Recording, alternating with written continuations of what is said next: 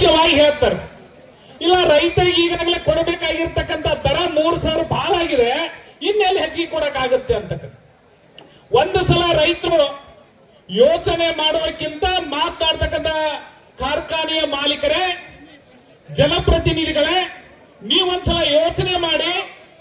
ನೀವು 10,000 ರೂಪಾಯಿಗಳನ್ನ ಒಂದು ತಿಂಗಳಿಗೆ ಭತ್ತೆಯನ್ನ ಪಡಿತಾ ಇದ್ರಿ.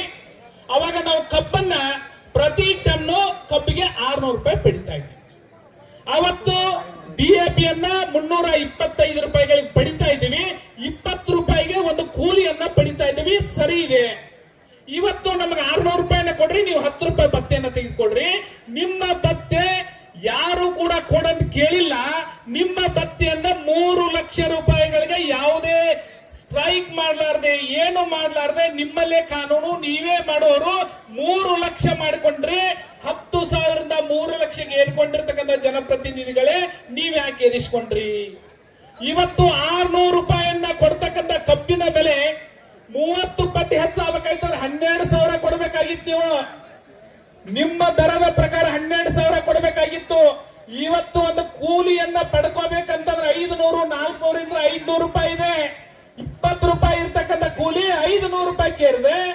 325 ರೂಪಾಯಿ DAP ಇವತ್ತು 1600 ಏರಿದೆ. ಕಬ್ಬಿನ ದರ 3,000 ಮಾತ್ರ ಇದೆ, 5 ಪಟ್ಟು ಮಾತ್ರ ಹೆಚ್ಚಾಗಿದೆ. ನಾವು ಕೇಳ್ತಾ ಇರೋದು 500 ರೂಪಾಯಿಗಳನ್ನ. ನೀವು ಪಡ್ಕೊಂಡಿರ್ತಕ್ಕಂಥದ್ದು 3 ಲಕ್ಷ ಭತ್ತೆಯನ್ನ. ಇನ್ನು ಕಾರ್ಖಾನೆಯ ಮಾಲೀಕರೇ, ನಿಮ್ಗೆ ನಾಚಿಕೆ ಮಾನ ಮರ್ಯಾದೆ ಇದ್ರೆ ಒಂದು ಸಲ ಯೋಚನೆ ಮಾಡಿ. ರೈತರು ಕೇಳುವಕ್ಕಿಂತ ಮುಂಚೆ ದರವನ್ನ ನೀವು ನಿಗದಿ ಮಾಡಬೇಕಾಗಿತ್ತು. ನೀವು ರೈತರಿಗೆ ದರ ಹೆಚ್ಚಿಗೆ ಕೊಟ್ರೆ ನೀವು ಲುಕ್ಷಾನ್ ಆಗ್ತೀರಿ, ನಷ್ಟ ಆಗ್ತೈತೆ ಅಂತ ಹೇಳ್ತೀರಿ. ನಷ್ಟ ಆಗ್ತಕ್ಕಂಥ ಒಂದು ಕಾರ್ಖಾನೆಯನ್ನ ಸಾವಿರಾರು ಕೋಟಿ ರೂಪಾಯಿ ಸಾಲವನ್ನ ಪಡೆದು ಕಾರ್ಖಾನೆಯನ್ನ ತೆರೆದಿರ್ತಕ್ಕಂಥ ಕಾರ್ಖಾನೆ ಮಾಲೀಕರೇ, ಮಾರನೇ ವರ್ಷ ಮತ್ತೊಂದು ಕಾರ್ಖಾನೆಯನ್ನ ತೆಗಿತೀರಿ. ನಿಮಗೆ ಹಣ ಎಲ್ಲಿಂದ ಬರುತ್ತೆ? ನಿಮಗೆ ಹಣ ಕೊಡ್ತಕ್ಕಂಥವ್ರು ಇಲ್ಲಿ ರೈತರು. ರೈತರ ಋಣದೊಳಗಡೆ ನೀವು ಇದ್ದೀರಿ ಹೊರತು ನಿಮ್ಮ ಋಣದೊಳಗಡೆ ನಾವಿಲ್ಲ.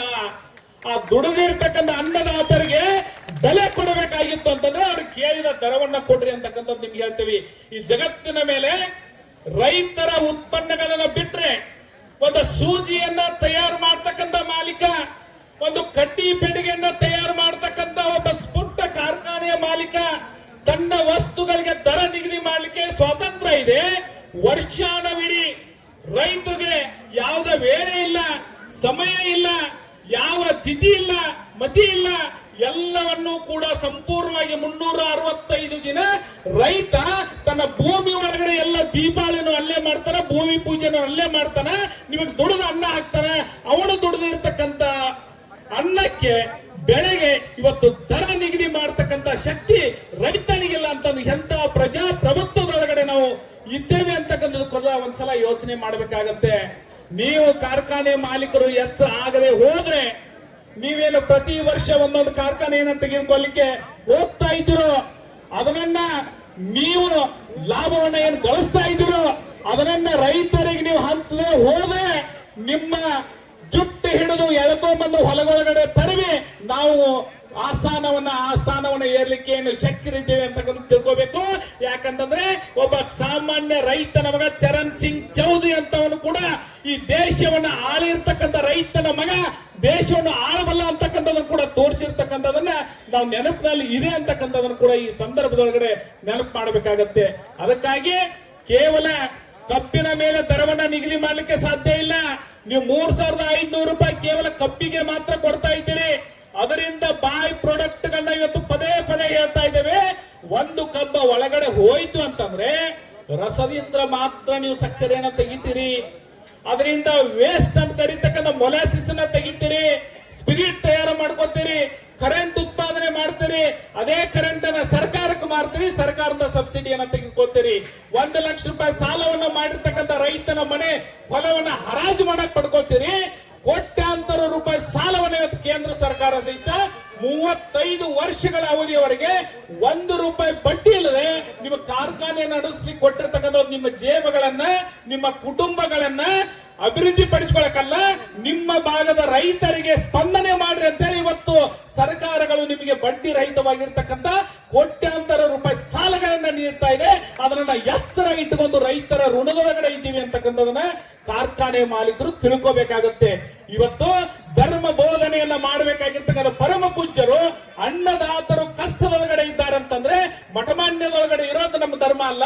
ನಮ್ಮ ಧರ್ಮವನ್ನ ಕಾಪಾಡಬೇಕಂದ್ರೆ ನಮಗೆ ಅನ್ನ ಬೇಕು ಅಂತ ಅನ್ನ ಹಾಕ್ತಕ್ಕಂಥ ರೈತ ಇವತ್ತು ನಡು ರಸ್ತೆಯಲ್ಲಿ ನಿಂತಿದ್ದಾನಂತಂದ್ರೆ ಅವನ ಮುಂದೆ ನಾವು ಇರ್ಬೇಕು ಅಂತ ಈ ನಾಡಿನ ಎಲ್ಲ ಪೂಜ್ಯರು ಕೂಡ ಉರಿ ಬಿಸಿಲಿರಲಿ, ಇವತ್ತು ರಾತ್ರಿ ಇರಲಿ, ಇವತ್ತು ಮಠಗಳನ್ನ ಬಿಟ್ಟು ನಮ್ಮ ಜೊತೆಗೆ ಬಂದಿದ್ದಾರೆ ಅಂತಂದ್ರೆ ಆ ಅರಿವು ನಿಮ್ಮ ಸರ್ಕಾರಕ್ಕೂ ಮತ್ತು ನಿಮ್ಮ ಕಾರ್ಖಾನೆ ಮಾಲೀಕರು ಇರಬೇಕಾಗುತ್ತೆ. ಅಪ್ಪ ಬಸವಣ್ಣನವರೊಂದು ಮಾತನ್ನು